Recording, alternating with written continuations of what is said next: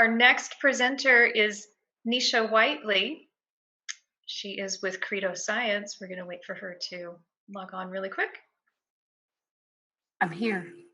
Hi, Nishi. How are you? I'm well, thank you. I appreciate the invitation to be here. Thank you for joining us. And where are you broadcasting from today? Austin, Texas. Austin, Texas. Fantastic. For our viewers, Nishi Whiteley is the Chief Operating Officer of CreDo Science. And today she's going to discuss product innovation in medical cannabis. So Nishi, if you would please tell us a little bit about your background and how you got into the industry. Sure. Well, my background is agriculture and business development. I got into cannabis after my mom utilized cannabis at the end of her battle with lung cancer. And we were blown away at what it was able to do for her that prescription drugs could not. And so that really got me to thinking about the plant and why is it illegal. And then I sort of spent 5 years going down a research rabbit hole trying to understand how and why cannabis works in the human body. That ultimately culminated in publishing a book called Chronic Relief, A Guide to Cannabis for the Terminally and Chronically Ill. It was released in October of 2016. It's kind of hard to believe that that was 4 years ago at this point. And from there, I started educating people about cannabis and using the content from my book to help bridge the gap between the incredible sea of science that exists on this topic and safe, practical application. And in 2017, I actually started working in the cannabis space full time in a business development capacity, which was great because it really allowed me to match my personal interest with my professional skill set. And I worked for the International Cannabis and Cannabinoids Institute in Prague and had the opportunity to work there with Dr. Ethan Russo. And about a year ago, he and I both left ICCI, and in February, we formed our own company called CreDo Science.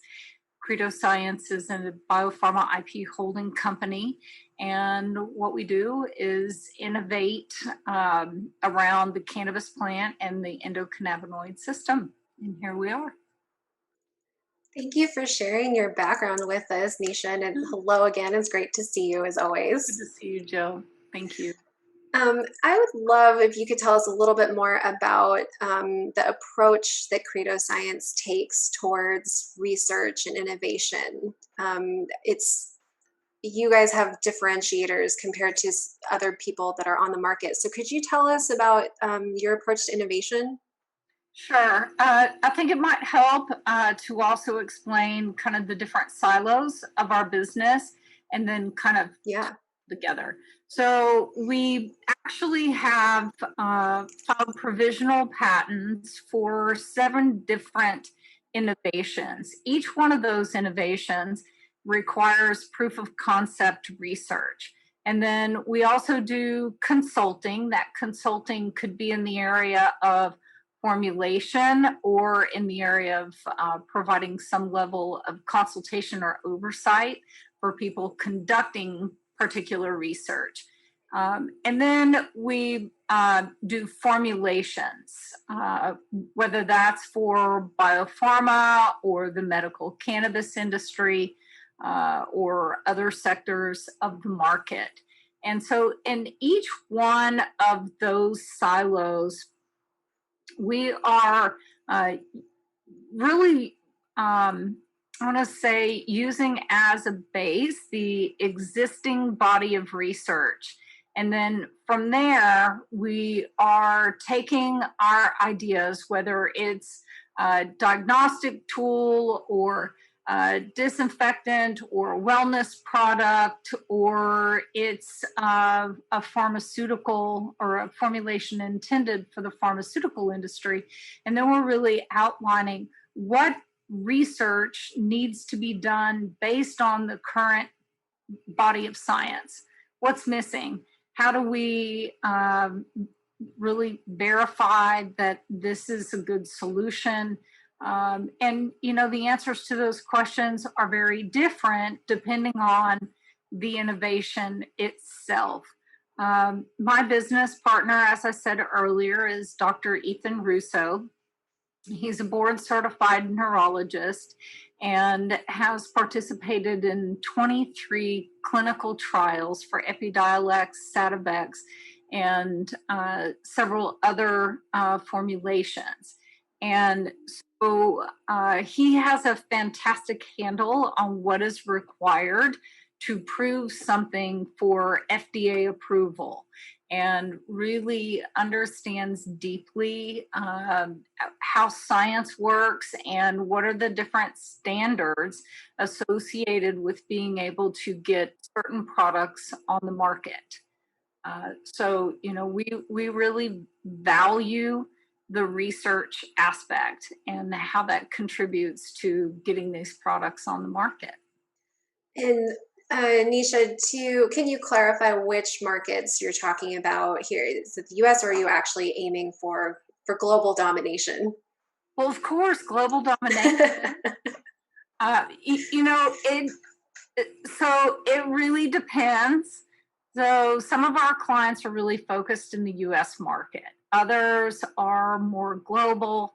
As for our own innovations, all of them are geared towards the US market first, and then we will expand into Canada, Europe, and then from there, others assess what other markets really make sense. And can you also clarify for us, what are the types of organizations who would be your clients? Who is it that you're working with? Sure, I really appreciate the question. And my answer is probably the short answer is always, it depends. The long answer is that, we are working with a variety of different kinds of companies.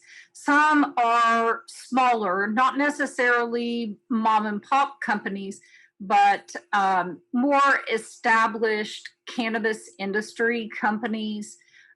Maybe they have a license in one state, or, we've got several potential clients that have licenses in multiple states. We also have several potential clients that are working not only in the US, but in multiple countries. And then we're also courting significantly larger companies that already have a presence in multiple countries.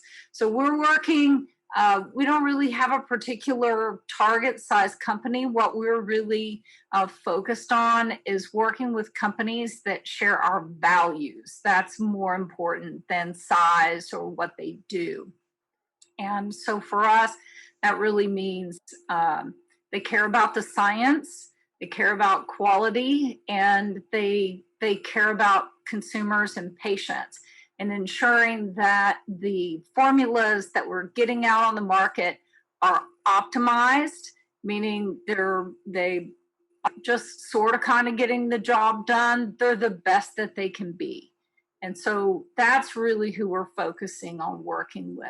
Companies that care about their patients, their customers, and making sure that what they're putting out into the market is of high quality. Absolutely.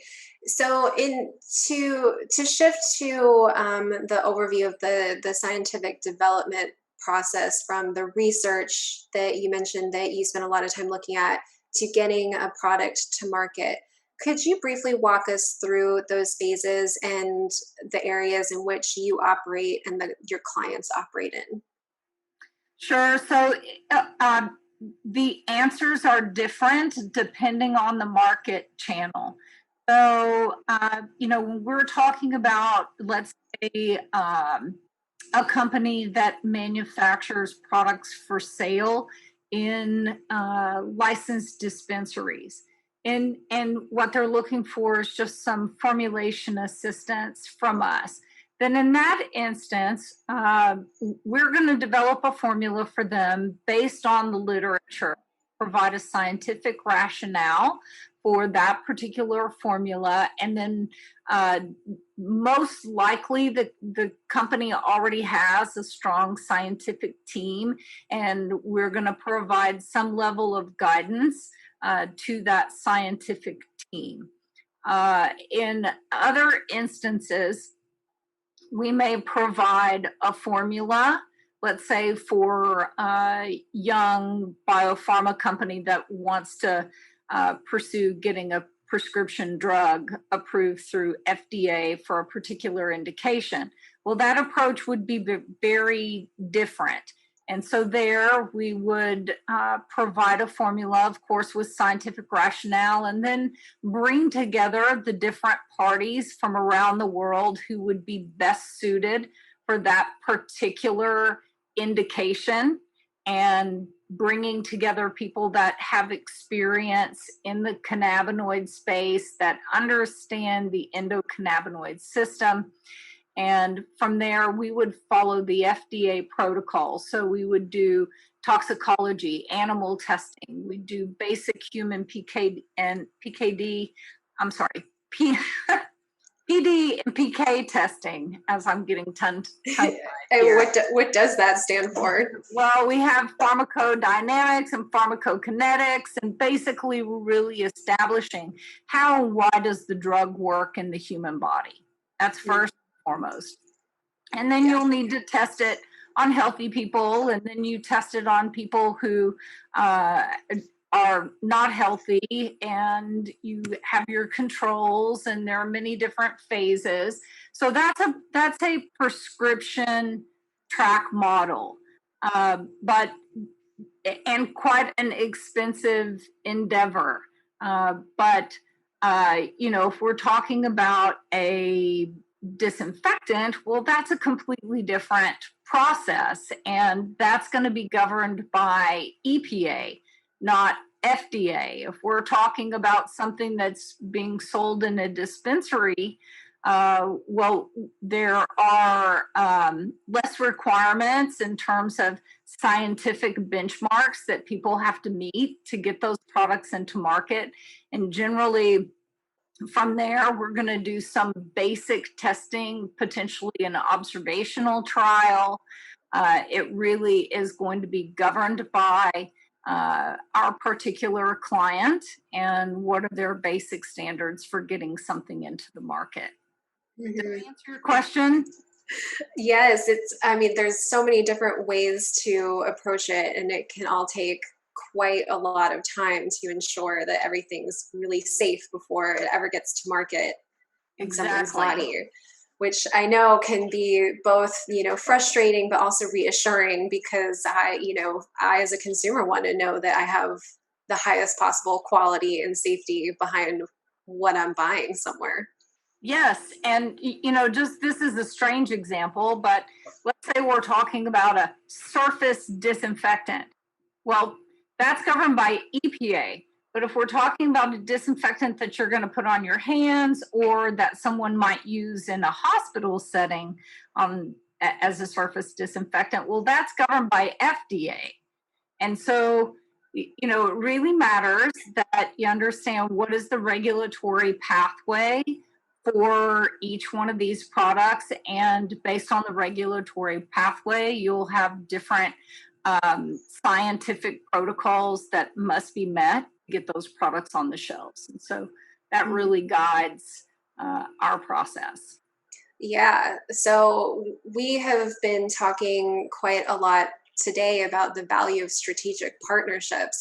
So it sounds like you guys at CreDo Science would be an incredibly valuable partner for so many people, because not only do you understand this, but you have this, approach to innovation. We were talking the other day about how you guys approach, taking all of the research out there, and the difference between traditional ways of taking research, identifying gaps, and getting a product to market. But you guys have your own approach to it. So could you tell us a little bit about how you think about innovation in research these days? Sure. really, we have a couple of areas where we consider them to be priorities. And so those priorities are based on either areas where we know there's an opportunity to get a product to market because there's an unmet need, and the basic science that indicates, okay, this product may very well serve this group of people who are currently underserved. And so from there, we are going to look at where are the holes in science, and does this require a survey? Is this an observational study? Do we need animal studies? Does this require human beings? And if so, then what is the basic standard of research for that particular indication? Because there are different basic standards of research for different indications based on what has been done in the past. So sometimes it's easier to get certain types of indications moved through the regulatory system than others. So if there has been a tremendous body of research, so for example, pain is an area where it would be much more difficult to meet the clinical standards of research than in an area maybe where there isn't a drug on the market that is meeting patients' needs. So that would be like an orphan indication. So it's much easier to get the research done on an orphan indication than it would be on something like pain. Which that must be a challenge and a frustration for patients, because orphan indications, as we were discussing earlier, they affect a smaller percentage of the population. But these days we know there's so much more of the population that's affected by the generic pain, and doctors are still trying to understand that, and there's a need, but it's hard. And for a lot of these areas where there are orphan indications, so many of those patients are already turning to cannabis to meet their needs because they just aren't getting what they need from pharmaceuticals. Yeah. So one of the ways that can help speed things up to market is, of course, by throwing money at the problem, right? So all of this takes a lot of funds. Can we discuss a little bit about the challenges of raising funds in this space? And I think we were talking the other day about something about the relationships that you have with your investors. Sure. I think what I said was you better do a very good job of getting to know your investors before you make an agreement with them, because when you take on an investor, you're getting married. Whereas if you are taking on a banker, it's more like dating. And so, there are a lot of entrepreneurs out there that will tell you they wish they would have never taken somebody's money.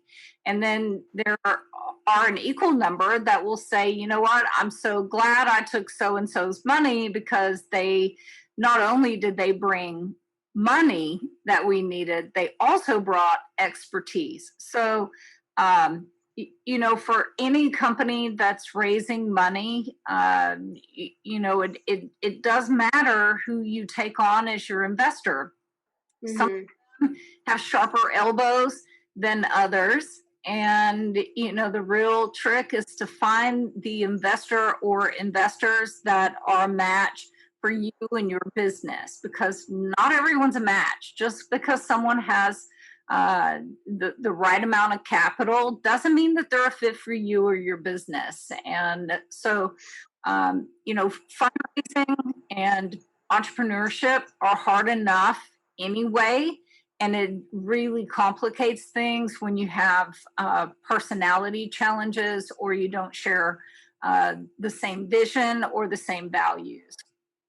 And so it's so important to be clear on what your values are and your mission. So then would you agree that that would be that litmus test for you as a company in entering into a relationship with another company or Well, for individual? CreDo, yes, absolutely.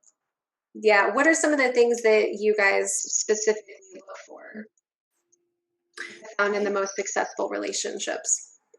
Well, number one is that they see the value in what we're working on. And if somebody's just interested in what we're doing for the sake of return on investment, we're not a match. Yeah.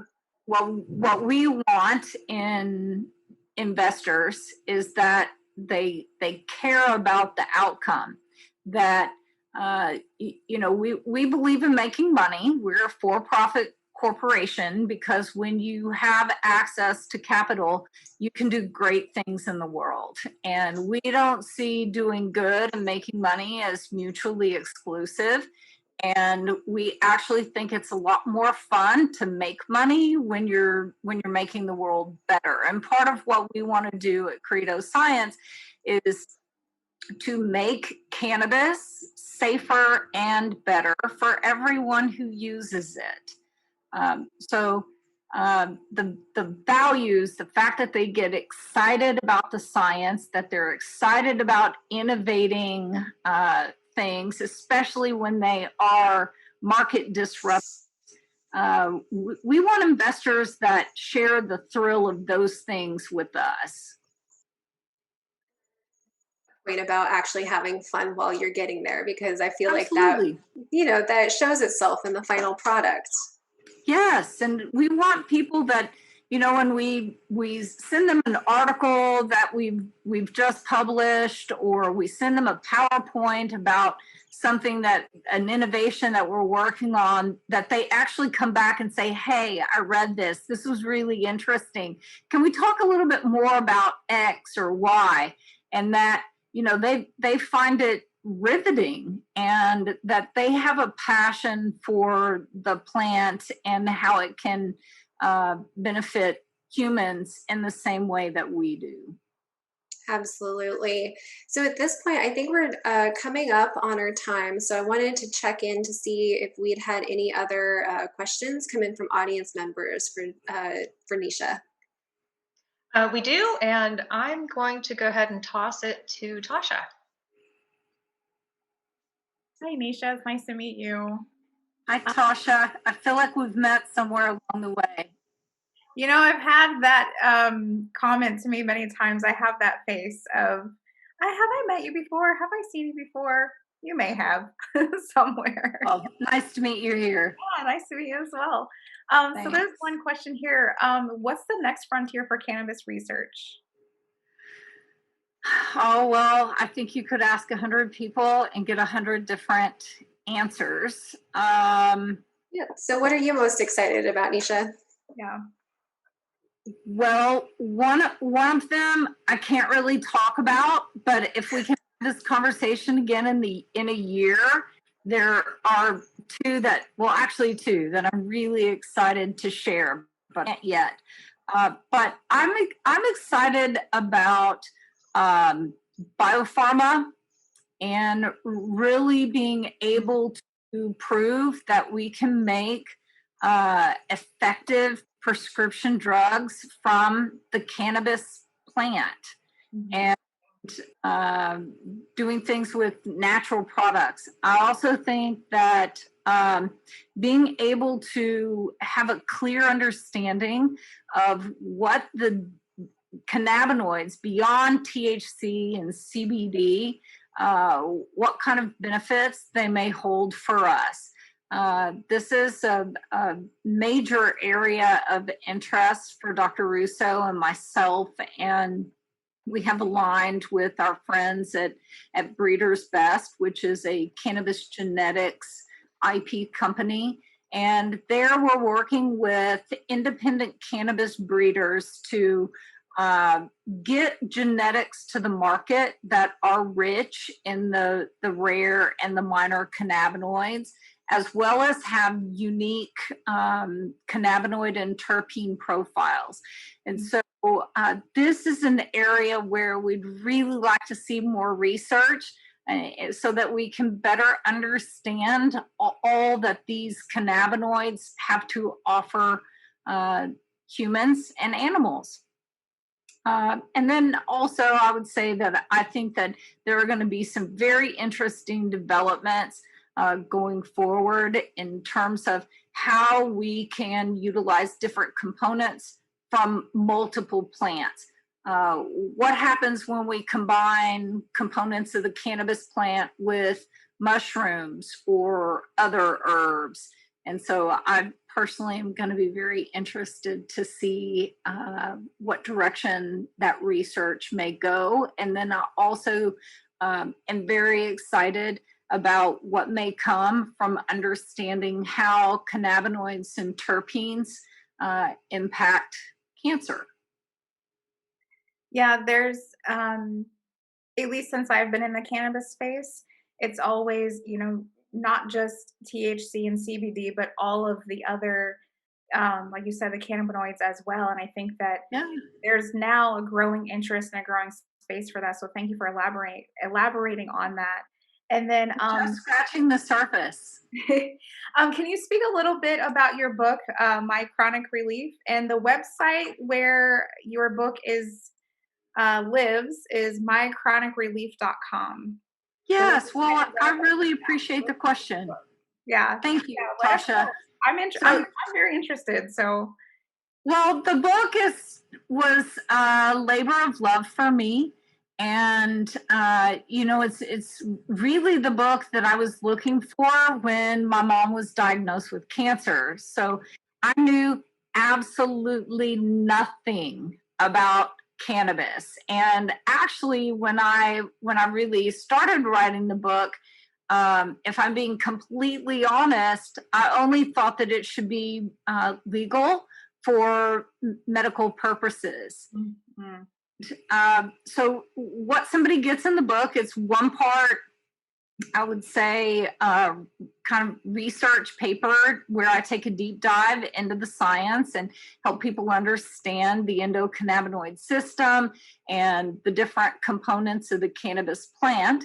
It also is one part human body manual, helping people understand pain, oxidation, inflammation, the brain and the gut-brain axis.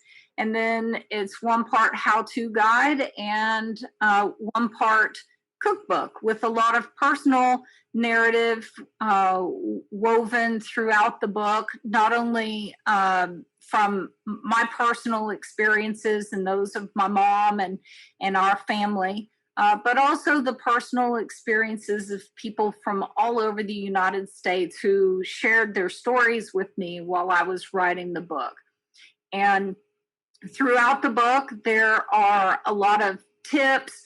What I'm really trying to do is provide somebody a basic understanding of how and why the cannabis plant works in their body, how to use it safely if that's what they choose to do, and empower them to be able to go forth, have the conversations that they need to have with their physicians, their family members, and to hopefully spark an interest in advocacy so that they'll start talking to legislators and voters so that we might be able to move towards a safe legal access for everyone in the U.S. at a federal level.